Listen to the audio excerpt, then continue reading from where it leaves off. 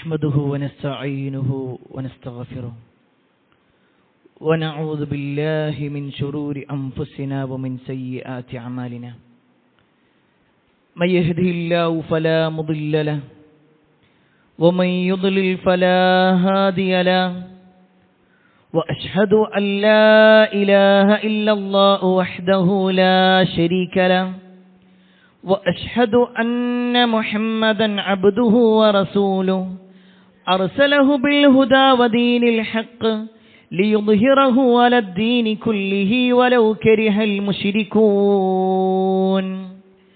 اللهم صل على محمد وعلى آل محمد كما صليت على إبراهيم وعلى آل إبراهيم إنك حميد مجيد اللهم بارك على محمد وعلى آل محمد كما باركت على إبراهيم وعلى آل إبراهيم إنك حميد مجيد يا أيها الذين آمنوا اتقوا الله حق تقاته ولا تموتن إلا وأنتم مسلمون أما بعد فإن خير الحديث كتاب الله وخير الهدي هدي محمد صلى الله عليه وسلم وشر الأمور محدثاتها وكل محدثة بدعة وكل بدعة ضلالة وكل ضلالة في النار أعوذ بالله من الشيطان الرجيم بسم الله الرحمن الرحيم وإن حكمت فاحكم بينهم بالقسط إن الله يحب المقسطين يا أيها الناس أوصيكم وإياي أولا بتقوى الله സ്നേഹനിധരായ സത്യവിശ്വാസികളെ, സഹോദരന്മാരെ, സഹോദരിമാരെ, രക്ഷിതാക്കളെ, അള്ളാഹുവിൻ്റെ വിധിവിലക്കൽ അനുസരിച്ചുകൊണ്ടും പ്രവാചകൻ സല്ലല്ലാഹു അലൈഹി വസല്ലമയുടെ ജീവിതചര്യ പിൻപറ്റിക്കൊണ്ടും ജീവിക്കണമേ എന്ന് ആദ്യമായി എന്നോടും തുടർന്ന് നിങ്ങൾ ഓരോരുത്തരോടും ഉണർത്തുകയാണ്, വസിയ്യത്ത് ചെയ്യുക. നമ്മുടെ നാട്ടിൽ ഇന്ന് ഹജ്ജിന് വേണ്ടി പോയ ആളുകളെല്ലാം സ്വന്തം വീടകങ്ങളിലേക്ക് തിരിച്ചെത്തിക്കൊണ്ടിരിക്കുന്നു. എല്ലാവരും വളരെയേറെ സന്തോഷത്തിലാണ്. വലിയ പ്രയാസങ്ങളോ ബുദ്ധിമുട്ടുകളോ കൂടാതെ തിരിച്ച് നാട്ടിലെത്തിയതും ആരാധനാ കർമ്മങ്ങൾ ചെയ്തതിലും അള്ളാഹു എല്ലാവരുടെയും കർമ്മങ്ങൾ കബൂൽ ചെയ്യുമാറാവട്ടെ. പ്രിയപ്പെട്ടവരെ, ഈ ഒരു സമയത്ത് ഇസ്ലാമിക ചരിത്രത്തിൽ ഒരു ഖലീഫയുടെ ഹജ്ജും ആ ഹജ്ജിന് ശേഷം വരുന്ന സമയത്ത് അദ്ദേഹം നടത്തിയ ഒരു പ്രാർത്ഥനയും നമ്മൾ മനസ്സിലാക്കേണ്ടതുണ്ട്. രണ്ടാം ഖലീഫയായ ഉമർ ഇബ്നുൽ ഖത്താബ് റളിയല്ലാഹു അൻഹു അദ്ദേഹം ഇസ്ലാമിന്റെ ഖിലാഫത്ത് ഏറ്റെടുത്ത് വളരെ സുന്ദരമായ ഇസ്ലാമിക ഭരണകൂടം സ്ഥാപിച്ചു. ഇസ്ലാം ഒരുപാട് നാടുകളിലേക്ക് വ്യാപിച്ചതിന് ശേഷം അദ്ദേഹത്തിന്റെ ജീവിതത്തിലെ അവസാനത്തെ ഹജ്ജ് കർമ്മം, ആ ഹജ്ജ് കർമ്മം നിർവഹിച്ചിട്ട് അദ്ദേഹം തിരിച്ചു വരുമ്പോൾ മിനയുടെ ഭാഗത്തേക്കെത്തി. മക്കയിലെ ഒരു പ്രദേശമാണ് മിന. ആ മിനയുടെ ഭാഗത്തേക്കെത്തിയപ്പോൾ ഹദീസിൽ കാണുവാൻ സാധിക്കും, അദ്ദേഹം അവിടെ ഇറങ്ങി. പരന്നു കിടക്കുന്ന മിനയുടെ ഭാഗത്ത് ആ മണ്ണ് അദ്ദേഹം ഒന്നിങ്ങനെ ഒരു തല വെക്കാനുള്ള ഒരു ഭാഗമാക്കി വെച്ചു. എന്നിട്ട് അതിൻ്റെ മുകളിൽ അദ്ദേഹം കിടക്കുകയാണ്. അദ്ദേഹത്തിൻ്റെ മറ്റു ഉടയാടകളൊക്കെ മാറ്റി. ആകാശത്തേക്ക് കണ്ണ് നട്ടുകൊണ്ട് തന്റെ കൈകൾ ആകാശത്തേക്ക് ഉയർത്തിക്കൊണ്ട് ഉമർ ബിൻ ഖത്താബ് റളിയല്ലാഹു അൻഹു നടത്തുന്ന ഒരു പ്രാർത്ഥന. ആ പ്രാർത്ഥന ഇപ്രകാരമായിരുന്നു: അല്ലാഹുമ്മ കബിറത് സിന്നി വളഅഫത് ഖുവതി വൻതശറത് റഇയതി ഫഖ്ബിദ്നി ഇലൈക ഗൈറ മുദയ്യിൻ വലാ മുഫജ്ജിതിൻ.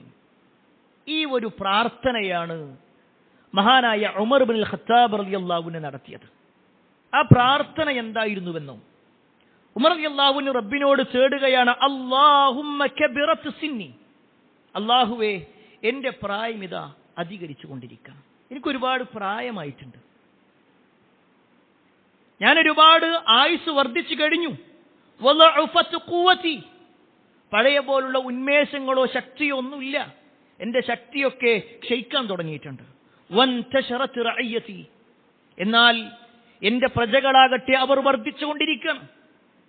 ഉമർ ബിൻ ഖത്താബ് റളിയല്ലാഹു അൻഹു ഖിലാഫത്ത് ഏറ്റെടുത്തതിന് ശേഷമാണ് ഇസ്ലാമിക ലോകത്ത് അങ്ങേയറ്റത്തെ വിശാലതയുണ്ടായത്, പല രാജ്യങ്ങളും ഇസ്ലാം കൈയടക്കിയത്. അങ്ങനെ പ്രജകളെല്ലാം വർദ്ധിച്ചിട്ടുണ്ട്. എന്നിട്ട് അദ്ദേഹം പറയാണ്: ഫഖ്ബിദ്നി ഇലൈക ഗൈറ മുദയ്യിൻ വലാ മുഫജ്ജിതിൻ. ഇത്ര കാലം ഞാൻ കുഴപ്പമില്ലാതെ ഇങ്ങനെ മുന്നോട്ട് പോയി, ഇനി ഈ അവസാന സമയത്ത് ഒരു കുഴപ്പമോ പ്രയാസമോ വരാതെ, എന്റെ ജീവിതത്തിൽ തെറ്റുകളൊന്നും സംഭവിക്കാതെ, ചെറുതോ വലുതുമായ അപകടങ്ങളൊന്നുമില്ലാതെ റബ്ബേ എന്നെ എത്രയും പെട്ടെന്നൊന്ന് മരണപ്പെടുത്തണേ, എനിക്കൊരു ഷഹീദിന്റെ കൂലി നൽകണേ. ഇതാണ് ഉമർ ബിൻ ഖത്താബ് റളിയല്ലാഹു അൻഹു ഹജ്ജ് കഴിഞ്ഞു വരുന്ന സമയത്ത് നടത്തിയ പ്രാർത്ഥന. പ്രിയപ്പെട്ടവരെ, ഈ ഒരു പ്രാർത്ഥനയും പിന്നീട് അങ്ങോട്ട് അദ്ദേഹത്തിന്റെ ജീവിതവും തീർച്ചയായും ഒരു വിശ്വാസി എന്ന നിലക്ക് നമ്മൾ മനസ്സിലാക്കേണ്ടതുണ്ട്.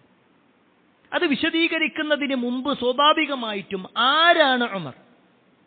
ഒരുപാട് തവണ ഈ മിമ്പറിൽ തന്നെ ഉമർ ബിൻ ഖത്താബ് റളിയല്ലാഹു അൻഹുവിനെ കുറിച്ചും അദ്ദേഹത്തിന്റെ മഹത്വങ്ങളെ കുറിച്ചും നമ്മൾ വിശദീകരിച്ചിട്ടുണ്ട്.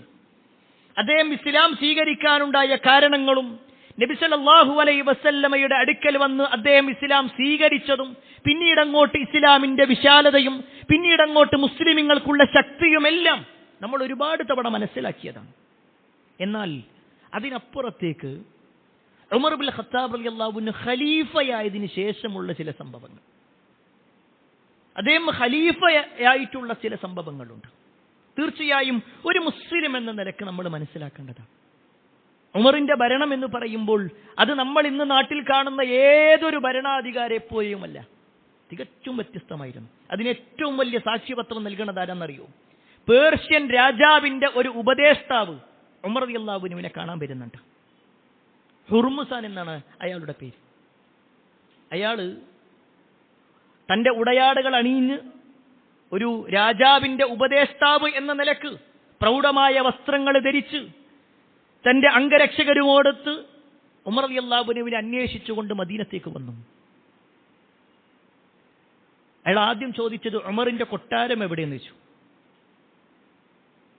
അപ്പൊ ആളുകൾ പറഞ്ഞു, അങ്ങനെ ഒരു കൊട്ടാരം ഇവിടെ ഇല്ല. ശരി, ഉമറിന്റെ വീട് എവിടെയാണ്? അപ്പൊ ഇന്ന ഭാഗത്താണെന്ന് പറഞ്ഞു.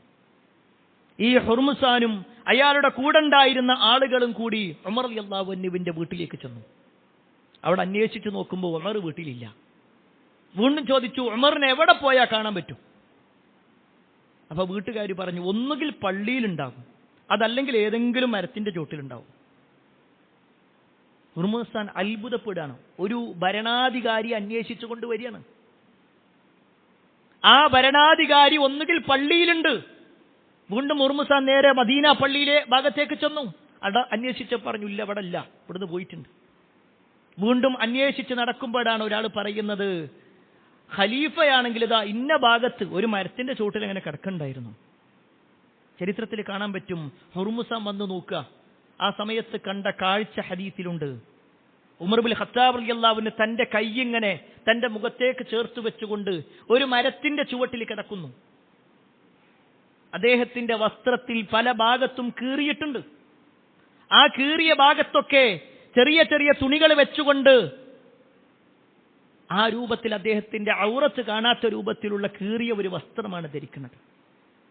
ഈ കാഴ്ച കണ്ടപ്പോ ഈ ഉപദേഷ്ടാവ്, പേർഷ്യൻ രാജാവിന്റെ ഉപദേഷ്ടാവ് പറയുന്ന ഒരു വാചകമുണ്ട്, യാ ഉമർ അൻത ഹകംത വഅദിൽത വനിംത.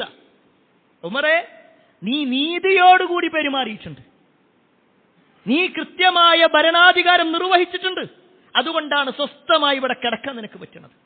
ഇത് പറഞ്ഞുകൊണ്ട് അയാൾ അത്ഭുതത്തോടുകൂടി ഉമറിനോട് സംസാരിച്ചു. പ്രിയപ്പെട്ടവരെ, ഇതാണ് ശരിക്കും ഉമർ. ഉമർ ഇബ്നുൽ ഖത്താബ് റളിയല്ലാഹു അൻഹുവിന്റെ ഭരണത്തെക്കുറിച്ച് പറയുമ്പോൾ ലോകത്ത് ഒരാളും തന്നെ അതിൽ ഏതെങ്കിലും ഒരു പോരായ്മയെക്കുറിച്ച് പറയാൻ സാധിക്കൂല. കാരണം അത്രയും കൃത്യമായിരുന്നു. അത് തന്റെ ഭരണീയരായ മുഴുവൻ ആളുകളെയും പരിഗണിച്ചുകൊണ്ട് തന്നെയായിരുന്നു ഉമർ ഇബ്നുൽ ഖത്താബ് റളിയല്ലാഹു അൻഹുവിന്റെ ജീവിതം. ചരിത്രത്തിൽ കാണുവാൻ സാധിക്കും, ഒരു യുദ്ധം കഴിഞ്ഞിട്ട് ഉമർ ഇബ്നുൽ ഖത്താബ് റളിയല്ലാഹു അൻഹുവും അദ്ദേഹത്തിന്റെ കൂടെയുണ്ടായിരുന്ന സഹാബിമാരും വരിക. അവരേകദേശം മദീനയിലെത്തി. ഓരോരുത്തരും അവരവരുടെ വീടകങ്ങളിലേക്ക് പോകാൻ വേണ്ടി നിൽക്കുമ്പോൾ ഉമറിന്റെ മുന്നിലേക്ക് ഒരു വൃദ്ധയായ സ്ത്രീ നടന്നു വന്നു. ആ വൃദ്ധയുടെ പേരെന്താണെന്നറിയോ? ഖൗല ബിൻത് സഅലബ. വിശുദ്ധ ഖുർആനിൽ അവരുടെ പേരിൽ ഒരു അധ്യായം തന്നെയുണ്ട്. അവരുടെ പേരിലല്ല, അവരുടെ ഒരു സ്വഭാവവുമായി ബന്ധപ്പെട്ടുകൊണ്ട്. സൂറത്തു മുജാദല. തർക്കിക്കുന്നവൾ, തന്റെ ഭർത്താവിന്റെ വിഷയത്തിൽ തർക്കിച്ച ഒരു സ്ത്രീയായിരുന്നു. ആ ഒരു വിഷയത്തിൽ തന്നെയാണ് ഖുർആനിൽ അവതരിച്ചത്, ആ ഒരു സൂറത്ത് അവതരിച്ചത് അവരുടെ ജീവിതവുമായി ബന്ധപ്പെട്ടുകൊണ്ടാണ്. അങ്ങനെയുള്ള പ്രായം ചെന്ന ഖൗല ബിൻത് സഅലബ റളിയല്ലാഹു അൻഹ അവർ ഉമർ റളിയല്ലാഹുവിന്റെ മുന്നിലേക്ക് വന്നു നിന്നു. എന്നിട്ട് പറഞ്ഞു, ഉമർ, എനിക്ക് ചില കാര്യങ്ങൾ പറയാനുണ്ട്. നിങ്ങളൊന്ന് ആലോചിച്ച് നോക്കണം, ആ സന്ദർഭം ഏതാ? ഒരു യുദ്ധം കഴിഞ്ഞു വരികയാണ്. ദിവസങ്ങളോളം ആ യുദ്ധത്തിന് പോയിട്ട് തിരിച്ച് എത്രയും പെട്ടെന്ന് തന്റെ കുടുംബത്തിലേക്ക് എത്തണമെന്ന് ഏതൊരാളും ആഗ്രഹിക്കുമ്പോൾ അവരുടെ മുന്നിലേക്ക് വന്നുകൊണ്ട് പ്രായം ചെന്ന ഒരു സ്ത്രീ പറയാണ്, ഉമർ, എനിക്ക് ചില കാര്യങ്ങൾ പറയാനുണ്ട്. എന്നിട്ട് പറയാണ്, ഉമറേ, നീ ഉക്കാല ചന്തയിലെ ഒരു കുട്ടിയായി ഇങ്ങനെ നടക്കുന്ന സമയത്ത് ഞാൻ നിന്നെ കണ്ടിട്ടുണ്ട്. നിന്റെ ചെറുപ്പവും നിന്റെ യുവത്വവും കണ്ട ആളാണ് ഞാൻ. പിന്നെ നീ ഇസ്ലാമിലേക്ക് വന്നു, ഇപ്പൊ നീ വലിയ ഭരണാധികാരിയായിട്ടുണ്ട്. ഇത്തഖില്ല യാ ഉമർ. ഉമർ, നീ അല്ലാഹനെ സൂക്ഷിച്ചോ. ഏതൊരാളും ചിലപ്പോൾ ഒന്ന് വൈകാരികമാവാൻ സാധ്യതയുള്ള സമയമാണ്. ഉമർ റളിയല്ലാഹു അൻഹുവിനോട് പിന്നെ ഈ ഒരു സഹാബി വനിത ധാരാളമായിട്ട് ഉപദേശിച്ചുകൊണ്ടിരിക്കുകയാണ്. കുറച്ച് ഗൗരവത്തിലാണ് പറഞ്ഞുകൊണ്ടിരിക്കുന്നത്. അപ്പൊ കൂടെ നിൽക്കുന്ന ആൾക്കാർ പറഞ്ഞു, നിങ്ങളൊന്ന് നിർത്തിക്കണേ, കുറെ നേരമായി നിങ്ങൾ സംസാരിക്കാൻ തുടങ്ങിയിട്ട്, നിങ്ങളൊന്ന് നിർത്തി. ആ സമയത്ത് ഉമർ റളിയല്ലാഹു അൻഹു തന്റെ കൂടെയുള്ളവരോട് പറഞ്ഞു, നിങ്ങൾ നിർത്തി, അവര് പറയട്ടെ. കാരണം ഖുർആനിന്റെ വിഷയത്തിൽ, ഇവരുടെ കാര്യത്തിൽ ഖുർആനിൽ ആയത്തിറങ്ങിയിട്ടുണ്ട്. അതുമാത്രമല്ല, ഇവർ പറയുമ്പോഴാണ് ഒരു ഭരണാധികാരി എന്ന നിലക്ക് എന്റെ ജീവിതത്തിൽ മാറ്റങ്ങൾ വരുത്താൻ പറ്റുക. അതുകൊണ്ട് നിങ്ങൾ പറയൂ. അവർ പറഞ്ഞുകൊണ്ടേയിരുന്നു. എന്നിട്ട് ഉമർ റളിയല്ലാഹു അൻഹു തന്റെ കൂടെയുള്ളവരോട് പറയുന്നുണ്ട്, ഇവര് രാത്രി സമയം വരെ എന്നോട് ഉപദേശിച്ചു കൊണ്ടേയിരുന്നാലും ശരി, നിസ്കാരത്തിനല്ലാതെ ഞാൻ ഇവിടുന്ന് പോകൂല. നിസ്കാരത്തിന്റെ സമയമായ ഞാൻ പോകും. അത്രയും സമയം ഞാൻ ഇവിടെ ഇരിക്കാൻ റെഡിയാണ്. പ്രിയപ്പെട്ടവരെ, അതായിരുന്നു ഉമർ. ഞാൻ ഈ ചരിത്രങ്ങൾ വെറുതെ ചരിത്രം കേട്ട് നമ്മൾ വലിയ അത്ഭുതങ്ങൾ ഉണ്ടായി എന്ന് പറയാനല്ല, മറിച്ച് അവരുടെ ജീവിതത്തിൽ ഇത്തഖില്ല എന്ന് പറയുമ്പോൾ അതനുസരിച്ചു കൊണ്ടുള്ള ഒരു ജീവിതം അവർക്കുണ്ടായിരുന്നു. അല്ലാഹനെ സൂക്ഷിക്കുക എന്നുള്ള വിഷയം, അല്ലാഹനെ സൂക്ഷിക്കുക എന്ന വിഷയം നമ്മൾ കേട്ടിട്ടുണ്ട് ഇതിനു മുമ്പും. ഒരിക്കൽ ഉമർ ഇബ്നുൽ ഖത്താബ് റളിയല്ലാഹു അൻഹുവും അദ്ദേഹത്തിന്റെ കൂടെ ഉണ്ടായിരുന്ന ആളുകൾ ഇങ്ങനെ വരുന്ന സമയത്ത് അവരിങ്ങനെ മദീന പള്ളി ഇങ്ങനെ കഴിഞ്ഞ് നിസ്കാരം കഴിഞ്ഞിട്ട് ഇങ്ങനെ പുറത്തിറങ്ങി സംസാരിച്ചുകൊണ്ടിരിക്കുക. അപ്പൊ എല്ലാവരും ഇങ്ങനെ നിസ്കാരം കഴിഞ്ഞാൽ സ്വാഭാവികമായിട്ട് കുറച്ചിങ്ങനെ വർത്താനം പറഞ്ഞിരിക്കും.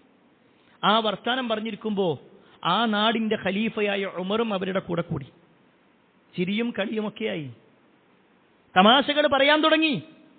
കുറച്ച് കഴിഞ്ഞപ്പോൾ ഉമർ റളിയല്ലാഹു അൻഹു പെട്ടെന്ന് അവിടുന്ന് എഴുന്നേൽക്കുക. അദ്ദേഹം മദീന പള്ളിയുടെ മുന്നിലുള്ള ഒരു തോട്ടമുണ്ട്, ആ തോട്ടത്തിലേക്ക് വേഗം ഓടിക്കയറി. അദ്ദേഹത്തിന്റെ പിന്നാലെ ഒരു സ്വഹാബി കയറുകയാണ്. ആ സമയത്ത് ഈ സ്വഹാബി കണ്ട കാഴ്ച എന്താണെന്നറിയോ? ഉമർ റളിയല്ലാഹു അൻഹു ആ ഒരു തോട്ടത്തിലേക്ക് കയറി ആകാശത്തേക്ക് തന്റെ കൈകൾ ഉയർത്തിക്കൊണ്ട് അല്ലാഹുവോട് പറയാ, സ്വന്തത്തിന്റെ കാര്യത്തിൽ, ഇത്തഖില്ലാ യാ ഉമർ, ഉമർ നീ അല്ലാഹനെ സൂക്ഷിച്ചോ, നിന്റെ ജീവിതം തമാശയും കളിയായിട്ട് പോകാനുള്ളതല്ല. ഇതായിരുന്നു പ്രിയപ്പെട്ടവരെ നമ്മുടെ മുൻഗാമികളുടെ ജീവിതമെങ്കിൽ അവർ എല്ലാ അർത്ഥത്തിലും അള്ളാഹുവിനെ ഭയപ്പെടേണ്ട രൂപത്തിൽ ഭയപ്പെട്ട്, അള്ളാഹുവിനെ പരിഗണിക്കേണ്ട രൂപത്തിൽ പരിഗണിച്ച്, തന്റെ ഉത്തരവാദിത്തം എന്താണോ ആ ഉത്തരവാദിത്തത്തിൽ യാതൊരു നിലക്കും അനീതി കാണിക്കാതെ അവർ ജീവിച്ചിട്ടുണ്ട്. അതിന്റെ ഏറ്റവും വലിയ തെളിവ് ഉമർ റളിയല്ലാഹു അൻഹു ഖലീഫയായിരിക്കുമ്പോൾ അന്നത്തെ കൂഫയുടെ ഗവർണറായിട്ട് ഉമർ റളിയല്ലാഹു അൻഹു നിശ്ചയിച്ചിരുന്നത് അബൂ മൂസൽ അശ്അരി റളിയല്ലാഹു അൻഹു ആയിരുന്നു. ഇസ്ലാമിക ചരിത്രത്തിൽ വലിയ ഒരു സ്ഥാനമുള്ള ആളാണ് അബൂ മൂസ. ഈ അബൂ മൂസൽ അശ്അരി റളിയല്ലാഹു അൻഹുവാണ് കൂഫയിലെ ഗവർണറായിട്ടുള്ളത്. ആ കൂഫയുടെ ഭാഗത്ത് തന്നെ ഭടനായിക്കൊണ്ട് അല്ലെങ്കിൽ സൈന്യത്തിൽപ്പെട്ട രണ്ടാളുകൾ ഉണ്ടായിരുന്നു. ഉമറിന്റെ രണ്ട് മക്കൾ അബ്ദുള്ളയും ഉബൈദുള്ളയും റളിയല്ലാഹു അൻഹുമാ. ഈ രണ്ടുപേരും ഉമറിന്റെ മക്കളാണ്. ഇവർ രണ്ടുപേരും എന്ത് ചെയ്തു വെച്ചാല് അബൂ മൂസ റളിയല്ലാഹുവിന്റെ അടുക്കിലേക്ക് വന്നു. എന്നിട്ട് പറഞ്ഞു, ഞങ്ങൾ കച്ചവടം ചെയ്യണമെന്ന് ചില ആഗ്രഹമുണ്ട്. എന്നാൽ സാമ്പത്തികമായിട്ട് ഇപ്പോൾ പൈസയൊന്നുമില്ല. നിങ്ങൾ ബൈത്തുൽ മാലിൽ നിന്ന് ഖജനാവിൽ നിന്ന് കുറച്ച് പൈസ തന്ന് സഹായിക്കുകയാണെങ്കിൽ ഞങ്ങളെ കച്ചവടം കഴിഞ്ഞിട്ട് ഞങ്ങൾ തിരിച്ചു തരാം. അബൂ മൂസൽ അശ്അരി റളിയല്ലാഹു അൻഹുവിന്റെ അടുക്കൽ വന്ന് ഇവർ ഈ വാചകം പറഞ്ഞപ്പോൾ അബൂ മൂസ വേറൊന്നും നോക്കിയില്ല. കാരണം ഉമറിന്റെ മക്കളാ. ഉമറാണ് അബൂ മൂസൽ അശ്അരി റളിയല്ലാഹു അൻഹുവിനെ അവിടുത്തെ ഗവർണറാക്കിയിട്ടുള്ളതും. അബൂ മൂസൽ അശ്അരി റളിയല്ലാഹു അൻഹു ഇവരാവശ്യപ്പെട്ട സംഖ്യ കൊടുത്തു. അങ്ങനെ ഇവർ രണ്ടുപേരും കച്ചവടം തുടങ്ങി. കച്ചവടം നല്ല ഉഷാറായി. അവർക്ക് ഒരുപാട് സമ്പത്തൊക്കെ കിട്ടാൻ തുടങ്ങി. കുറച്ചു കാലം കഴിഞ്ഞപ്പോഴാണ് ഉമർ റളിയല്ലാഹു അൻഹു ശ്രദ്ധിക്കുന്നത്, മക്കളുടെ കയ്യിൽ അവരുടെ കയ്യിൽ ഇല്ലാത്ത രൂപത്തിൽ സമ്പത്ത് വരുന്നു. അവർക്കൊരിക്കലും അങ്ങനെ ഒരു സമ്പത്ത് കിട്ടാൻ വഴിയുമില്ല. ഉമർ റളിയല്ലാഹു അൻഹു മക്കളെ വിളിച്ചു. എന്നിട്ട് മക്കളോട് ചോദിക്കാണ്, ഇത് നിങ്ങൾക്ക് എവിടുന്നാ കിട്ടിയത് ചോദിച്ചു. അബ്ദുള്ളയും ഉബൈദുള്ളയും പറഞ്ഞു, ഞങ്ങൾ കച്ചവടം ചെയ്തുണ്ടാക്കിയതാ. ഉമർ റളിയല്ലാഹു അൻഹു വിട്ടില്ല. ഉമർ ചോദിച്ചു, കച്ചവടം ചെയ്യാൻ നിങ്ങൾക്കതിനൊരു മൂലധനം വേണ്ടേ? അത് എവിടുന്ന? അവർ സത്യമായിട്ട് പറഞ്ഞു, ഞങ്ങൾ അബൂ മൂസൽ അശ്അരി റളിയല്ലാഹുവിന്റെ അടുക്കൽ നിന്ന് വാങ്ങിയതാണ്. അദ്ദേഹം ബൈത്തുൽ മാലിൽ നിന്ന് തന്ന. ഉമർ റളിയല്ലാഹു അൻഹു നേരെ അബൂ മൂസൽ അശ്അരി റളിയല്ലാഹുവിന്റെ അടുക്കലേക്ക് വന്നു. എന്നിട്ട് ചോദിച്ചു, അബൂ മൂസ, ഇത് നിങ്ങൾ കൊടുത്തതാണോ ചോദിച്ചു. അദ്ദേഹം പറഞ്ഞു, ഞാൻ കൊടുത്തതാ. എന്തിനാ കൊടുത്തത്? അത് കച്ചവടം ചെയ്യാൻ വേണ്ടിയിട്ടായിരുന്നു. ഉമർ റളിയല്ലാഹുവിന്റെ ചോദ്യം എന്താണെന്നറിയോ? ഈ നാട്ടിൽ വേറെയും ഒരുപാട് ആളുകളില്ലേ സാമ്പത്തികമായിട്ട് സഹായം ആവശ്യമുള്ളവർ. അവർക്കൊന്നും കൊടുക്കാതെ ഈ രണ്ടു പേർക്ക് മാത്രമായി നിങ്ങൾ കൊടുക്കാനുള്ള കാരണം എന്താ? അബൂ മൂസൽ അശ്അരി റളിയല്ലാഹു അൻഹു ഒന്നും മിണ്ടണില്ല. ഉമർ ചോദിച്ചു, എന്റെ മക്കളായതുകൊണ്ടാണോ? എന്റെ മക്കളായതുകൊണ്ടാണ് നിങ്ങൾ കൊടുക്കണേ? അദ്ദേഹം തലതാഴ്ചി.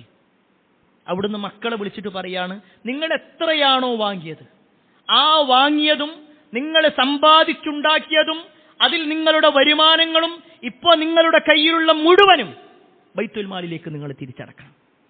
എല്ലാം തിരിച്ചടക്കാൻ വേണ്ടി പറയാം. പ്രിയപ്പെട്ടവരെ, ഇത് മക്കളോട് ഇഷ്ടമില്ലാഞ്ഞിട്ടല്ല, മറിച്ച് അവിടെ ഒരു ഭരണാധികാരി എന്ന നിലക്ക് അനീതി കാണിക്കാൻ പാടില്ല. ഞാൻ സാന്ദർഭികമായി കൊണ്ട് പറയട്ടെ, ഇത് ഉമർ ഇബ്നുൽ ഖത്താബ് റളിയല്ലാഹു അൻഹുവിന്റെ ജീവിതത്തിൽ എല്ലാ മേഖലകളിലും ഉണ്ടായിട്ടുണ്ട്. നീതിയോടുകൂടി വർത്തിക്കുക എന്നുള്ളത് എല്ലാ അർത്ഥത്തിലും ചെയ്തു. അതിലേറ്റവും വലിയ തെളിവാണ് മഹാനായ ഫൈറൂസ് ദൈലമി റളിയല്ലാഹു അൻഹുമായി ബന്ധപ്പെട്ടുകൊണ്ടുള്ള ഒരു സംഭവം. ഫൈറൂസ് ദൈലമി എന്ന് പറഞ്ഞാൽ നജ്ജാശി രാജാവിന്റെ പെങ്ങളുടെ മകനാണ്. നജ്ജാശി രാജാവ് ഒരു വലിയ രാജാവ്. ആ രാജാവിന്റെ പെങ്ങളുടെ മകൻ എന്ന് മാത്രമല്ല, ഒരു രാജാവിന്റെ മകൻ എന്ന നിലക്ക് വലിയ സ്ഥാനമുള്ള ആളായിരുന്നു. ഫൈറൂസ് ദൈലമിയാണ് റസൂലുള്ളാഹി സ്വല്ലല്ലാഹു അലൈഹി വസല്ലമയുടെ അടുക്കിലേക്ക് വന്നപ്പോൾ പ്രവാചകൻ സ്വല്ലല്ലാഹു അലൈഹി വസല്ലം എഴുന്നേറ്റുപോയി സ്വീകരിച്ച് തന്റെ അടുത്ത് ഇരുത്തിയത്. നബി സ്വല്ലല്ലാഹു അലൈഹി വസല്ലമ പറഞ്ഞയച്ചതിന്റെ അടിസ്ഥാനത്തിലാണ് പ്രവാചകൻ സ്വല്ലല്ലാഹു അലൈഹി വസല്ലമ ജീവിച്ചിരിക്കുന്ന സമയത്ത് തന്നെ പ്രവാചകത്വം ബാധിച്ച ചില കള്ളപ്രവാചകന്മാരുണ്ടായിരുന്നു. അതിൽപ്പെട്ട ഒരാളാണ് അസ്വദുൽ അനസി എന്ന് പറയുന്ന വ്യക്തി. ഈ അസ്വദുൽ അനസിയെ കൊലപ്പെടുത്തിയ ആള് ഫൈറൂസ് ദൈലമിയാണ്. നബി സല്ലല്ലാഹു അലൈഹി വസല്ലം വഫാത്താകുന്നതിന്റെ 2 ദിവസങ്ങൾക്ക് മുമ്പ് നബി സല്ലല്ലാഹു അലൈഹി വസല്ലം ഒരു പ്രഖ്യാപനം നടത്തി. ഈ ഫൈറൂസ് ദൈലമി അസ്വദുൽ അനസിയെ കൊലപ്പെടുത്തിയിട്ടുണ്ട്. അദ്ദേഹം റജുലുൻ സ്വാലിഹുൻ. ഫൈറൂസ് ദൈലമിയെ കുറിച്ച് പറയാണ്, അദ്ദേഹം നല്ല ഒരു മനുഷ്യനാണ്, സ്വാലിഹായ ഒരു മനുഷ്യനാണ്. അങ്ങനെ സ്വാലിഹായ ഒരു മനുഷ്യനാണ് അസ്വദുൽ അനസിയെ കൊലപ്പെടുത്തിയിട്ടുള്ളത് എന്ന് പറഞ്ഞിട്ടുണ്ട്. ചരിത്രത്തിൽ കാണാൻ പറ്റും, ഫൈറൂസ് ദൈലമി വർഷങ്ങൾക്ക് ശേഷം ഉമർ റളിയല്ലാഹുവിന് ഖലീഫയായപ്പോൾ മദീനത്ത് വന്നു. ഉമർ റളിയല്ലാഹുവിന് ഖലീഫയായപ്പോൾ മദീനത്തേക്ക് വരികയാണ്. അപ്പോൾ ഫൈറൂസ് ദൈലമി വന്നു എന്നറിഞ്ഞപ്പോൾ ഉമർ റളിയല്ലാഹുവിന് വല്ലാത്ത സന്തോഷമായി. കാരണം ഒരു ഉത്തരവാദിത്തപ്പെട്ട ഒരു സ്ഥാനത്തിരിക്കുന്ന ആളാണ്, ഒരു രാജാവിന്റെ മകനാണ്, നജാശി രാജാവിന്റെ പെങ്ങളുടെ മകനാണ്. ഇങ്ങനെ ഒരുപാട് സ്ഥാനങ്ങൾ നബി സല്ലല്ലാഹു അലൈഹി വസല്ലമയാകട്ടെ അദ്ദേഹത്തെക്കുറിച്ച് റജുലുൻ സ്വാലിഹ് എന്ന് പറയും ചെയ്തിട്ടുണ്ട്. അതുകൊണ്ട് ഫൈറൂസ് ദൈലമിനോട് വരാൻ വേണ്ടി പറഞ്ഞു.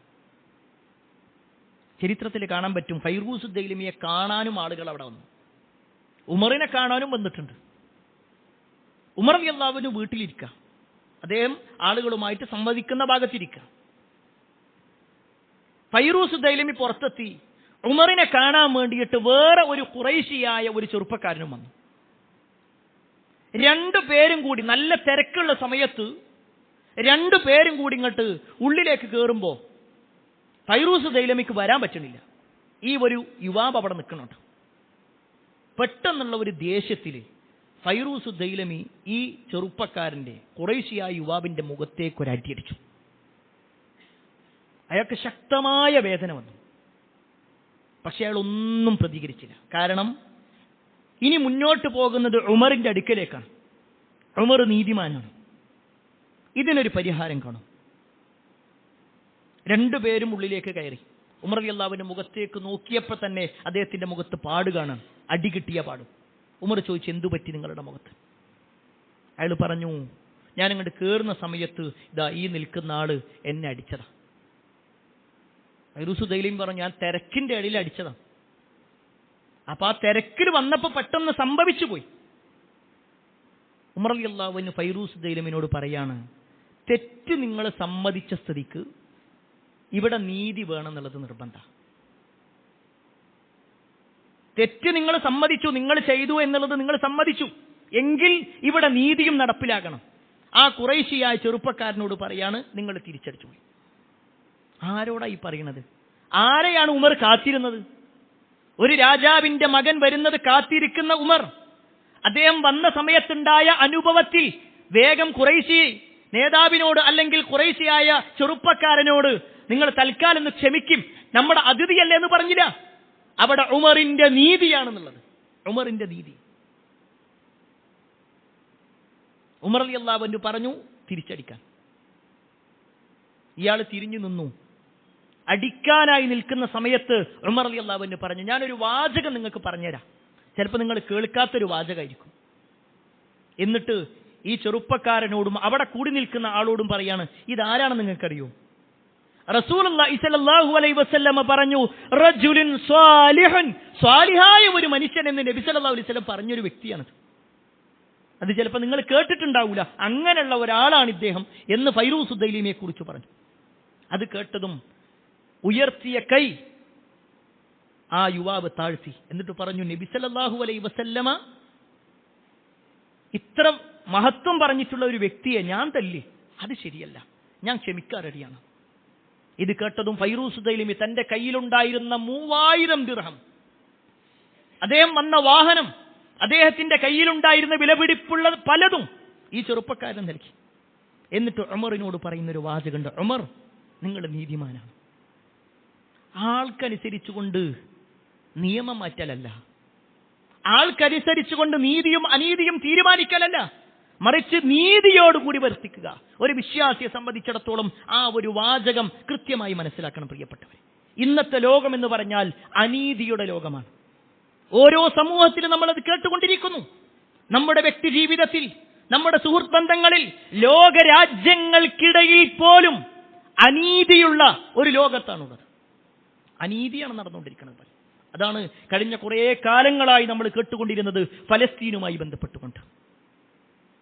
എത്രയോ കുട്ടികളെ, ആയിരക്കണക്കിന് 10,000-കണക്കിന് കുട്ടികളെ കൊലപ്പെടുത്തി, എത്രയോ ആളുകളെ കൊലപ്പെടുത്തി, സ്ത്രീകളെ കൊലപ്പെടുത്തി. എന്നാൽ ആ ഒരു വിഷയങ്ങളൊന്നും ചർച്ച ചെയ്യാതിരുന്ന വലിയ വലിയ രാജ്യങ്ങൾ തിരിച്ച് ആ ഒരു ഇസ്രായേലിന്റെ വിഷയത്തിൽ ചില പരീക്ഷണങ്ങൾ വന്നപ്പോഴേക്ക്, ചില ബുദ്ധിമുട്ടുകൾ വന്നപ്പോഴേക്ക് അവിടെ വേഗം ഇടപെടുന്ന ഒരവസ്ഥ നമ്മൾ കാണണം. പ്രിയപ്പെട്ടവരെ, ഇവിടെ ഒരു മുസ്ലിമിനെ സംബന്ധിച്ചിടത്തോളം ആവർത്തിച്ചു പറയാണ്, നീതിയുടെ പക്ഷത്താണ് മുസ്ലിം നിലകൊള്ളേണ്ടത്, അനീതിക്ക് വേണ്ടിയിട്ടല്ല. കാലങ്ങളായി ഇസ്രായേൽ എന്ന് പറയുന്ന ഒരു ക്രൂര രാഷ്ട്രം അവരുടെ അജണ്ടകൾ വെച്ചുകൊണ്ട് മുസ്ലിമീങ്ങളെ ഉന്മൂലനം ചെയ്യുക എന്ന ഉദ്ദേശത്തിൽ ഫലസ്തീനികളെ കൊല്ലാക്കൊല ചെയ്തുകൊണ്ടിരിക്കുന്നു. അവിടെ ഒരിക്കലും ഇസ്രായേൽ എന്ന് പറയുന്ന രാജ്യത്തിന്റെ കൂടെ നിൽക്കാൻ ഒരു വിശ്വാസിക്കും കഴിയൂല, ഒരിക്കലും കഴിയൂല. എന്നാൽ ഈ അടുത്ത് കഴിഞ്ഞ ഏതാനും ദിവസങ്ങളായി നമ്മൾ കേട്ടു ഇറാനുമായി ബന്ധപ്പെട്ടുകൊണ്ടുള്ള വിഷയം. പല ആളുകളും ചോദിക്കുന്ന ഒരു ചോദ്യം, നമ്മൾ ആരുടെ പക്ഷത്താ? ഇസ്രായേലിന്റെ പക്ഷത്താണോ അതല്ല ഇറാന്റെ പക്ഷത്താണോ? ആ ചോദ്യം തന്നെ അപ്രസക്തമാണ്. കാരണം ഈ ഒരു യുദ്ധത്തിൽ, ഈ ഒരു സംഭവങ്ങളിൽ ഇസ്രായേൽ തീർത്തും അനീതിയാണ് ചെയ്തിട്ടുള്ളത്, തീർത്തും അക്രമമാണ് ചെയ്തിട്ടുള്ളത്. അതിൽ ഒരിക്കലും തന്നെ ഇസ്രായേൽ എന്ന് പറയുന്ന രാജ്യത്തിനെ സപ്പോർട്ട് ചെയ്യാനോ അവർ ചെയ്യുന്ന തോന്നിവാസങ്ങൾക്ക് കൊടിപിടിക്കാനോ അവർ ചെയ്യുന്ന ചെമ്മാടിത്തരങ്ങളെ സപ്പോർട്ട് ചെയ്യുന്ന സംസാരങ്ങൾ നിർവഹിക്കാനോ ഒരു മുസ്ലിമിനെ സംബന്ധിച്ചിടത്തോളം കഴിയൂല. എന്നാൽ ഇത് പറയുമ്പോൾ തന്നെ നമ്മൾ ചേർത്ത് വെക്കേണ്ട ഒരു കാര്യം കൂടിയുണ്ട്. അനീതിക്ക് കൂട്ടുനിൽക്കാൻ പറ്റൂല, അനീതിക്ക് കൂട്ടുനിൽക്കാൻ പറ്റൂല. എന്നാൽ ഇറാനെ സംബന്ധിച്ചിടത്തോളം പൂർണ്ണമായിക്കൊണ്ട് ഒരു ഇസ്ലാമികമായിട്ടുള്ള രാജ്യം എന്ന നിലക്കാണോ നമ്മൾ കാണേണ്ടത്? അല്ല. മറിച്ച് ഇറാനെ സംബന്ധിച്ചിടത്തോളം ഈ ഒരു വിഷയത്തിൽ അവർ ആക്രമിക്കപ്പെട്ടവരാണ്. ആക്രമിക്കപ്പെട്ട ആളുടെ കൂടെയാണ് നമ്മൾ നിൽക്കേണ്ടത്. കാരണം അക്രമിയെ തടുത്തു നിർത്തണമെങ്കിൽ ആ അക്രമിക്കെതിരെ ഒരു വാക്കുകൊണ്ടെങ്കിലും അയാൾക്കെതിരെ നിലകൊള്ളാൻ നമുക്ക് സാധിക്കണം. ഏതായിരുന്നാലും ഞാൻ സൂചിപ്പിച്ചു വന്നത്, ഒരു വിശ്വാസി എല്ലാ അർത്ഥത്തിലും നീതിയുള്ള ആളായിരിക്കണം. മഹാനായ ഉമർ ഇബ്നുൽ ഖത്താബ് റളിയല്ലാഹു അൻഹു അങ്ങനെ ഒരു നീതിയുള്ള, നീതിയോടുകൂടി ജീവിച്ച, നീതിയോടെ ഭരണം നടത്തിയിട്ടുള്ള ഒരു വ്യക്തിയായിരുന്നു. എന്നാൽ ഖേദകരമെന്ന് പറയട്ടെ, ഉമർ റളിയല്ലാഹു അൻഹു ആ ഹജ്ജിന്റെ സമയത്ത് നടത്തിയ പ്രാർത്ഥന, ഖുതുബയുടെ തുടക്കത്തിൽ ഞാൻ പറഞ്ഞിട്ടുള്ളതായ ഉമർ റളിയല്ലാഹു അൻഹുവിന്റെ ആ ഒരു പ്രാർത്ഥന, ആ പ്രാർത്ഥന അല്ലാഹു സുബ്ഹാനഹു വ തആല സ്വീകരിച്ചു. ഉമർ റളിയല്ലാഹു അൻഹു ആഗ്രഹിച്ചത് ഒരു ഷഹീദിന്റെ പ്രതിഫലമായിരുന്നെങ്കിൽ ആ ഷഹീദിന്റെ പ്രതിഫലം ഉമർ റളിയല്ലാഹു അൻഹുവിന് കിട്ടി. അദ്ദേഹം ആഗ്രഹിച്ചത് പ്രവാചകൻ സല്ലല്ലാഹു അലൈഹി വസല്ലമയുടെ നാട്ടിൽ വെച്ചുകൊണ്ട് കൊല ചെയ്യപ്പെടണമെന്നാണെങ്കിൽ നബി സല്ലല്ലാഹു അലൈഹി വസല്ലമയുടെ നാട്ടിൽ, നബി സല്ലല്ലാഹു അലൈഹി വസല്ലമയുടെ പള്ളിയിൽ, നബി സല്ലല്ലാഹു അലൈഹി വസല്ലമ നമസ്കരിച്ച മിഅ്റാബിൽ പ്രവാചകൻ സല്ലല്ലാഹു അലൈഹി വസല്ലമ സുജൂദ് ചെയ്യുന്ന ഭാഗത്ത് അവിടെ വെച്ചുകൊണ്ടാണ് അബൂ ലുഅ്ലുഅത്തുൽ മജൂസി എന്ന് പറയുന്ന ഒരു മനുഷ്യൻ ഉമറിനെ കൊലപ്പെടുത്തുന്നത്. സുബ്ഹ് നമസ്കരിക്കാൻ വേണ്ടി ഉമർ റളിയല്ലാഹു അൻഹു വന്നതാ. മിഹ്റാബിന്റെ ഭാഗത്തേക്ക് ഉമർ കയറിയതും അതിന്റെ ഒരു ഭാഗത്ത് ഒളിഞ്ഞു നിന്നിരുന്ന അബൂ ലുഅ്ലുഅത്തുൽ മജൂസി എന്ന് പറയുന്ന വ്യക്തി, അയാളുടെ കയ്യിൽ ഇരുതല മൂർച്ചയുള്ള ഒരു കടാരയുണ്ടായിരുന്നു, വിഷം പുരട്ടിയ കടാര. അത് വെച്ചുകൊണ്ട് ഉമറിനെ കുത്തി. ഉമർ റളിയല്ലാഹു അൻഹു കുത്തേറ്റുകൊണ്ട് ബാക്കിലേക്ക് നിൽക്കുന്ന സമയം തന്നെ അബ്ദുറഹ്മാൻ ഇബ്നു ഔഫ് റളിയല്ലാഹു അൻഹുവിനെ പിടിച്ചുകൊണ്ട് നേരെ മുന്നിലേക്ക് നിർത്തി നിസ്കാരം പൂർത്തീകരിക്കാൻ വേണ്ടി പറഞ്ഞു. അതിനിടയിൽ ചില സ്വഹാബിമാർ വന്ന് ഈ അബൂ ലുഅ്ലുഅത്തിന്റെ കൈ പിടിക്കുന്ന സമയത്ത് ആ സ്വഹാബിമാരെയും കൊലപ്പെടുത്തി. എന്നിട്ട് ഈ ഒരു മനുഷ്യൻ അയാൾ ആത്മഹത്യ ചെയ്യുകയും ചെയ്തു. ഉമർ റളിയല്ലാഹു അൻഹുവിനെ കൊന്ന ആ ഒരു വ്യക്തിയെ തിരിച്ചു പ്രതികരിക്കാനോ പ്രതികാര നടപടികൾ നിർവഹിക്കാനോ സാധിച്ചില്ല എന്നതൊരു സത്യമാണ്. ആ ഉമർ റളിയല്ലാഹു അൻഹു മദീന പള്ളിയിൽ കിടക്കുക. അദ്ദേഹം ജനങ്ങളോട് വേഗം നിസ്കാരം തുടരാൻ വേണ്ടി പറഞ്ഞു. അദ്ദേഹവും നിസ്കാരം തുടർന്നു. നിസ്കാരം കഴിഞ്ഞിട്ട് ചരിത്രത്തിൽ കാണാൻ പറ്റും, ഉമർ റളിയല്ലാഹു അൻഹുവിനെ കാണാൻ ആളുകൾ വരുന്നുണ്ട്. ഉമർ റളിയല്ലാഹു അൻഹുവിന്റെ മകൻ അബ്ദുല്ലാഹി ഇബ്നു ഉമർ അവിടെ ഉണ്ട്. ഉമറിനെ പരിശോധിക്കാൻ വേണ്ടി വന്ന വൈദ്യന്മാർ പറഞ്ഞു അദ്ദേഹം കൂടുതൽ സമയം നിൽക്കൂല. കാരണം അദ്ദേഹത്തിന് ഒരു മുന്തിരിച്ചാറ് കൊടുത്ത സമയത്ത് അത് അടിവയറ്റിലൂടെ പോയി. ഇനി കൂടുതൽ സമയമില്ല, അദ്ദേഹം മരിക്കാനായിട്ടുണ്ട്. അവിടെ വെച്ചുകൊണ്ട് ഉമർ റളിയല്ലാഹു അൻഹു ചില കാര്യങ്ങൾ പറയുന്നുണ്ട്. അദ്ദേഹത്തിന്റെ ഒരു ആഗ്രഹം എന്തായിരുന്നു എന്നറിയോ? നബി സല്ലല്ലാഹു അലൈഹി വസല്ലമയെ കിടത്തിയിട്ടുള്ള ഭാഗം, ആയിഷ റളിയല്ലാഹു അൻഹയുടെ വീടകങ്ങൾ, ആ വീട്ടിനുള്ളിൽ തന്നെ എൻ്റെ മയ്യത്ത് ഖബറടക്കണമെന്ന് ഞാൻ ആഗ്രഹിക്കുന്നുണ്ട്. മകനോട് പറയാണ്, ആയിഷ ബീവിനോട് ചെന്ന് ചോദിക്ക്, അവിടെ അനുവാദം തരുമോ? പ്രത്യേകം പറയണം, അമീറുൽ മുഅ്മിനീനായിട്ടല്ല ഞാൻ ചോദിക്കുന്നത്, ഒരു ഭരണാധികാരി എന്ന നിലക്കല്ല തരേണ്ടത്, മറിച്ച് ഉമർ ചോദിച്ചു, അങ്ങനെ പറഞ്ഞാൽ മതി. ആയിഷ റളിയല്ലാഹു അൻഹയോട് വന്ന് ചോദിച്ചു. ആയിഷ റളിയല്ലാഹു അൻഹ പറഞ്ഞു, ഞാൻ മരിച്ചു കഴിഞ്ഞാൽ എൻ്റെ മയ്യത്ത് ഇവിടെ കിടക്കണം എന്നാണ് ഞാൻ ആഗ്രഹിച്ചിരുന്നത്, എൻ്റെ മയ്യത്ത് ഖബറടക്കണം എന്നാണ് ഞാൻ ആഗ്രഹിച്ചത്. പക്ഷേ ഉമർ ഇങ്ങനെ ഒരു ചോദ്യം ചോദിച്ചിട്ട് ഞാൻ ഒഴിവാക്കുന്നില്ല. അവർ സമ്മതിച്ചു. അവർ തിരിച്ചു വന്നു. ഉമർ റളിയല്ലാഹു അൻഹു ഒരു സന്തോഷമായി. ഉമർ റളിയല്ലാഹു അൻഹു അബ്ദുല്ലാഹിബ്നു ഉമറിന്റെ കാലിൽ അദ്ദേഹത്തിന്റെ തല ഇങ്ങനെ വെച്ചിട്ട് ഇങ്ങനെ കിടക്കണം. ആ സമയത്ത് ഉമർ പറഞ്ഞു, ആ കാലുമാറ്റ്. അദ്ദേഹത്തിന്റെ തലയുടെ ഭാഗത്ത് വെക്കാൻ തലയിണ കൊണ്ടുവന്നു. അദ്ദേഹം പറഞ്ഞു, തലയിണയും മാറ്റ്. എന്നെ ഈ മദീന പള്ളിയുടെ മണ്ണിൽ നിങ്ങൾ കിടത്തണം, എന്റെ മുഖത്ത് മണ്ണുണ്ടാവണം. അല്ലാഹു സുബ്ഹാനഹു വ തആല 7 ആകാശങ്ങൾക്കപ്പുറത്തുനിന്ന് കൊണ്ട് നോക്കുമ്പോൾ ഈ ഉമർ ഒന്നുമല്ലാത്തൊരവസ്ഥയിൽ ഇവിടെ കിടക്കുന്നത് കണ്ടിട്ട് റബ്ബ് എന്നെ പരിഗണിച്ചാലോ ആ ഒരു വാക്കാണ് ഉമർ റളിയല്ലാഹു അൻഹു പറഞ്ഞത്. പ്രിയപ്പെട്ടവരെ, ഉമർ റളിയല്ലാഹു അൻഹുവിന്റെ ചരിത്രം വിശദീകരിക്കുമ്പോൾ ഈ ഉമറിനെ കൊലപ്പെടുത്തിയ വ്യക്തി അബൂ ലുഅ്ലുഅത്തുൽ മജൂസി എന്ന് പറയുന്ന മനുഷ്യൻ, ആ മനുഷ്യൻ ഇന്ന് ചില ആളുകൾക്ക് വലിയാണ്. ആ മനുഷ്യന് ഇന്ന് ജാറങ്ങളുണ്ട്. ആ മനുഷ്യനെ വെച്ചുകൊണ്ട് പ്രാർത്ഥിക്കുന്ന ആളുകളുണ്ട്. ആ മനുഷ്യന്റെ മയ്യത്ത് ഖബറടക്കിയ ഭാഗം പ്രത്യേക ആരാധനാലയമായി കൊണ്ടു നടക്കുന്ന ആളുകളുണ്ട്. ആരാണെന്നറിയൂ? ഇന്നത്തെ ഇറാനിലുള്ള സ്ഥലമാണ് ഈ പറയുന്നത്. നിങ്ങൾ സോഷ്യൽ മീഡിയകൾ പരിശോധിക്കാം, ഗൂഗിൾ സെർച്ച് ചെയ്യാം. അങ്ങനെ ഒരു വ്യക്തിയുടെ ഖബർ ഇന്നുണ്ടോ? അതെവിടെയാണ്? അവിടെ എന്താണ് നിർവഹിക്കപ്പെടുന്നത്? അത് മുഴുവൻ നിർവഹിക്കപ്പെടുന്നത് ഇറാനിലെ ഷിയാക്കൾ എന്ന് പറയുന്ന ഒരു വിഭാഗമാണ്.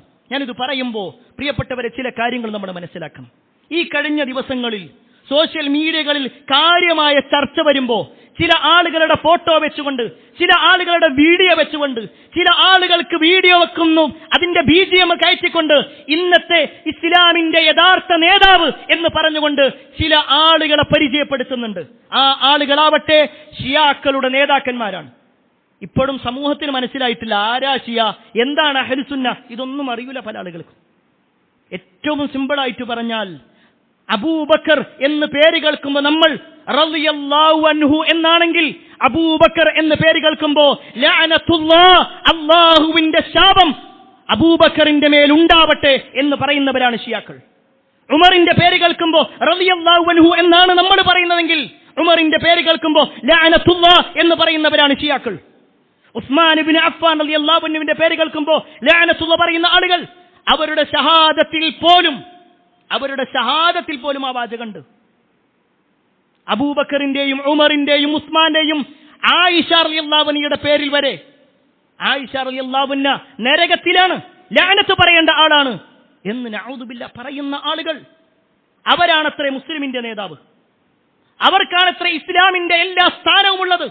മറ്റുള്ള ഇസ്ലാമിക രാജ്യങ്ങളൊന്നും തന്നെ യഥാർത്ഥ ഇസ്ലാമിക രാജ്യമല്ല, മറിച്ച് ഈ രാജ്യം മാത്രമേ യഥാർത്ഥ ഇസ്ലാമിനെ മുന്നോട്ട് വെക്കുന്നുള്ളൂ.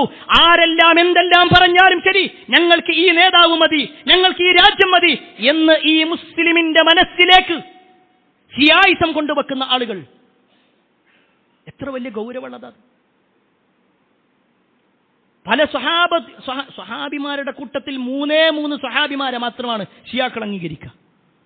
ബാക്കിയുള്ള മുഴുവൻ സ്വഹാബത്തിനെയും കാഫിറുകൾ എന്ന് പറയുന്ന ആളുകൾ, അവരാണ് മുസ്ലിമിന്റെ നേതാവ്. സഹാബത്തിനെ കൊലപ്പെടുത്താൻ വേണ്ടി കൂട്ടുനിന്ന ആളുകൾ, അവരാണ് മുസ്ലിമിന്റെ നേതാവ്. അവർ ഇന്ന് കൊണ്ട് നടക്കുന്ന അലി റളിയല്ലാഹു അൻഹുവിനെയും അലി റളിയല്ലാഹു അൻഹുവിന്റെ മക്കളെയും എന്നു വേണ്ട എല്ലാ ഫിത്നകൾക്കും നേതൃത്വം കൊടുത്ത ആളുകൾ, അവരാണ് മുസ്ലിമിന്റെ നേതാവ്.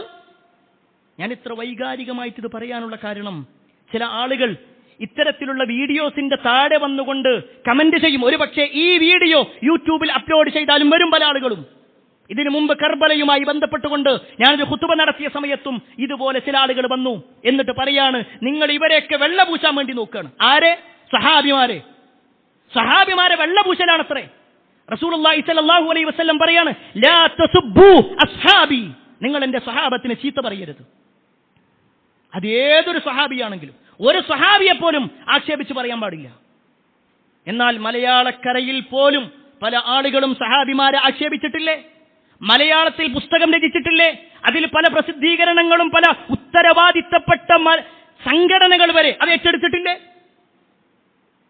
പ്രിയപ്പെട്ടവരെ, ഇത് നിസ്സാരമായൊരു കാര്യമല്ല. ചില പേരുകൾ വന്നുകൊണ്ട് ചില ആളുകളുടെ വരവിങ്ങനെ വെച്ചുകൊണ്ട് നല്ല BGM ഒക്കെ വെച്ചുകൊണ്ട് നല്ല ഉഷാറായിട്ട് വെക്കാൻ പറ്റും. അവിടെ ത്വലഅൽ ബദ്ർ വെക്കാൻ കഴിയും. പക്ഷേ അള്ളാന്റെ ദീനല്ല എന്നുള്ളത് മനസ്സിലാക്കണം. അള്ളാന്റെ ദീനാവണമെങ്കിൽ ആ ദീനിനും ഷിയാക്കൾക്കും തമ്മിൽ യാതൊരു ബന്ധവുമില്ല. ഒന്നുകൂടി വ്യക്തമായിട്ട് പറയട്ടെ, നമ്മളൊക്കെ മുസ്ലിമായത് അഷ്ഹദു അല്ലാ ഇലാഹ ഇല്ലല്ലാഹ് വ അഷ്ഹദു അന്ന മുഹമ്മദ റസൂലുള്ളാഹ് എന്നാണെങ്കിൽ നമ്മൾ മുസ്ലിം അല്ല എന്നാണ് ഷിയാഇന്റെ വാദം. ഈ പറയുന്ന സപ്പോർട്ട് ചെയ്യുന്ന ഒരാളെയും ഷിയാക്കൾ മുസ്ലിമായി കാണുന്നില്ല. അവര് പറയുന്നത് അഷ്ഹദു അല്ലാ ഇലാഹ ഇല്ലല്ലാഹ് വ അഷ്ഹദു അന്ന മുഹമ്മദ റസൂലുള്ളാഹ് വ അഷ്ഹദു അന്ന അലിയൻ വലിയുള്ളാഹ് എന്ന് പറയാതെ അയാൾ മുസ്ലിമാകൂലെന്ന അവരുടെ വാദപ്രകാരം. നമ്മൾ ഈ പാരായണം ചെയ്യുന്ന ഖുർആൻ അത് യഥാർത്ഥ ഖുർആൻ അല്ല.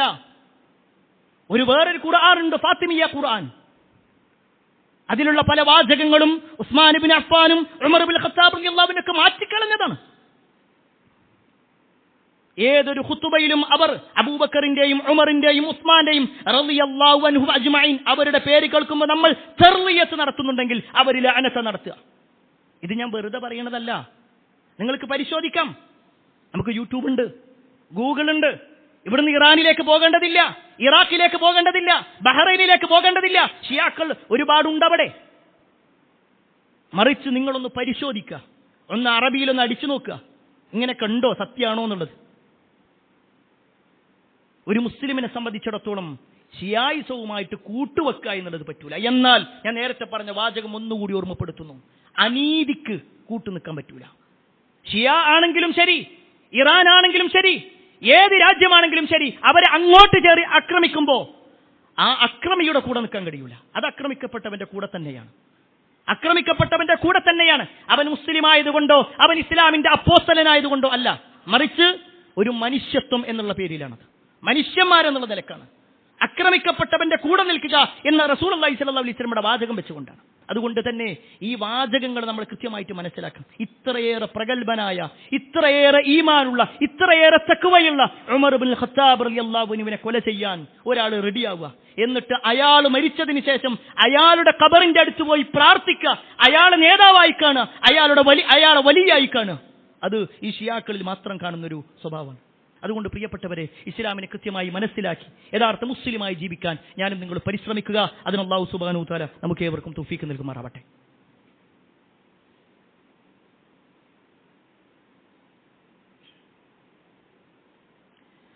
അൽഹംദുലില്ലാഹി റബ്ബിൽ ആലമീൻ വസ്സലാത്തു വസ്സലാമു അലാ റസൂലില്ലാഹി വഅലാ ആലിഹി വഅസ്ഹാബിഹി അജ്മഈൻ. അമ്മാ ബഅദ്. പ്രിയപ്പെട്ട സഹോദരങ്ങളെ, സത്യവിശ്വാസികളെ, മഹാനായ ഉമർ ഇബ്നുൽ ഖത്താബ് റളിയല്ലാഹു അൻഹുവിന്റെ ഭരണവുമായി ബന്ധപ്പെട്ടുകൊണ്ടുള്ള ചില ചരിത്ര സംഭവങ്ങളാണ് ഓർമ്മപ്പെടുത്തിയത്. അതിൽ അദ്ദേഹത്തിന്റെ ഭരണ നേട്ടത്തിൽ ഏറ്റവും സുപ്രധാനമായ ഒരു കാര്യമാണ് ഒരു ഹിജ്റ കലണ്ടർ രൂപീകരിച്ചു എന്നുള്ളത്. ഉമർ റളിയല്ലാഹു അൻഹു ഖലീഫയായിരിക്കുന്ന സമയത്താണ് ആ ഒരു കലണ്ടർ രൂപീകരിക്കുന്നത്. അതിനു മുമ്പ് സംഭവങ്ങൾ നടന്നിട്ടുണ്ട്, പക്ഷെ ഒരു കലണ്ടർ ആയിക്കൊണ്ട് രൂപീകരിച്ചിട്ടുണ്ടായിരുന്നില്ല. ഹിജ്റ 17-ാം വർഷം ഉമർ റളിയല്ലാഹു അൻഹു ഖലീഫയായിരിക്കുമ്പോൾ യമനിൽ നിന്ന് ഒരാൾ വരികയാണ്. അയാൾ സംസാരിക്കുന്ന സമയത്തെല്ലാം വ്യക്തമായ ഡേറ്റ് വെച്ചുകൊണ്ട്, ഓരോ വർഷവും മാസവും തീയതിയും ഒക്കെ ഡേറ്റ് വെച്ചുകൊണ്ട് അയാൾ സംസാരിക്കണം.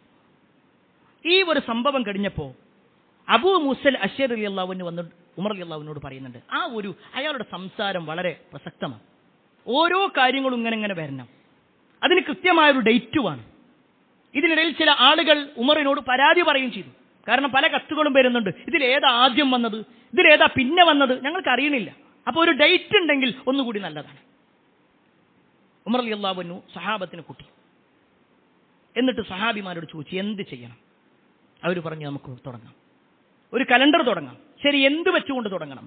ചില ആളുകൾ പറഞ്ഞു, നബി സല്ലല്ലാഹു അലൈഹി വസല്ലമയുടെ ജനനവുമായി ബന്ധപ്പെട്ടുകൊണ്ട് തുടങ്ങാം. ചില ആളുകൾ പറഞ്ഞു, റസൂലുള്ളാഹി സ്വല്ലല്ലാഹു അലൈഹി വസല്ലമയുടെ വഫാത്തുമായി ബന്ധപ്പെട്ടുകൊണ്ട് തുടങ്ങാം. പല ചർച്ചകളും വന്നു. അതിൽ പ്രസക്തമായ ഒരു ഭാഗം പറഞ്ഞത് ഹിജ്റയുമായി ബന്ധപ്പെട്ടുകൊണ്ടായിരുന്നു. നബി സല്ലല്ലാഹു അലൈഹി വസല്ലമയും സഹാബത്തും മക്കയിൽ നിന്ന് മദീനയിലേക്ക് ഹിജ്റ വന്ന ആ ഒരു സംഭവത്തെ വെച്ചുകൊണ്ട് നമുക്കൊരു കലണ്ടർ രൂപീകരിക്കാം. ആ വർഷം വെച്ചുകൊണ്ട്, അതിന്റെ മുമ്പ് അതിന്റെ ശേഷം എന്ന നിലക്കാകാം. അങ്ങനെ ഉമർ ഇബ്നുൽ ഖത്താബ് റളിയല്ലാഹു അൻഹു ഒരു കലണ്ടർ രൂപീകരിക്കുകയാണ് ചെയ്തത്. പ്രിയപ്പെട്ടവരെ, നമ്മൾ ഇസ്ലാമിക കലണ്ടർ പ്രകാരം ഇന്നതിന്റെ അവസാന ദിവസങ്ങളിലേക്ക് പോവുകയാണ്. പുതിയൊരു വർഷത്തിലേക്കാണ് പോകുന്നത്. ഇവിടെ ഒരു വിശ്വാസി എന്ന നിലയ്ക്ക് നമ്മൾ മനസ്സിലാക്കണം, നമ്മുടെ ജീവിതത്തിൽ ഇസ്ലാമികമായി കൊണ്ടൊരു വർഷം കഴിഞ്ഞു. എന്തായിരുന്നു നമ്മുടെ ജീവിതം? കഴിഞ്ഞ റമദാൻ, കഴിഞ്ഞ ശവ്വാൽ, കഴിഞ്ഞ ദുൽഖഅദ്, ദുൽഹിജ്ജ, എല്ലാ മാസങ്ങളും പരിശോധിക്കുക. എത്രത്തോളം നന്മകൾ ചെയ്യാൻ നമുക്ക് സാധിച്ചിട്ടുണ്ട് സ്വയം പരിശോധിക്കുക. ഇനിയുള്ള ദിവസങ്ങൾ എന്ന് പറയുമ്പോൾ, മുഹറമിന്റെ ദിവസങ്ങൾ എന്ന് പറഞ്ഞാൽ പവിത്രമാക്കപ്പെട്ട ദിവസങ്ങളാണ്.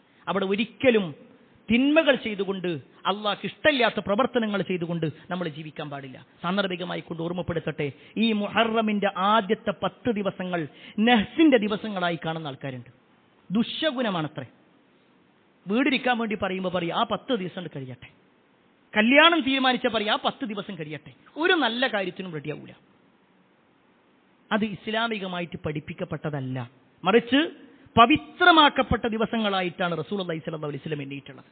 അതല്ലാതെ ശകുനങ്ങൾ നോക്കലും ഈ ശകുനത്തിന്റെ പേര് പറഞ്ഞുകൊണ്ട്, നഹ്സിന്റെ പേര് പറഞ്ഞുകൊണ്ട് നന്മകൾ മുടക്കലൊന്നും റസൂലുള്ളാഹി സ്വല്ലല്ലാഹു അലൈഹി വസല്ലം പഠിപ്പിച്ചതല്ല. പിന്നെ ആരാണ് ഇതിന്റെ തുടക്കക്കാര് എന്നുള്ളതും എന്തായിരുന്നു അതിന്റെ കാരണമെന്നും ഇൻഷാ അല്ലാഹ് പിന്നീട് എപ്പോഴെങ്കിലും നമുക്ക് വിശദീകരിക്കാം. അല്ലാഹു സുബ്ഹാനഹു തആല ദീനിനെ കൃത്യമായി മനസ്സിലാക്കി അതനുസരിച്ചുകൊണ്ട് ജീവിക്കുന്ന ആളുകളിൽ നമ്മെ ഏവരെയും ഉൾപ്പെടുത്തുമാറാവട്ടെ.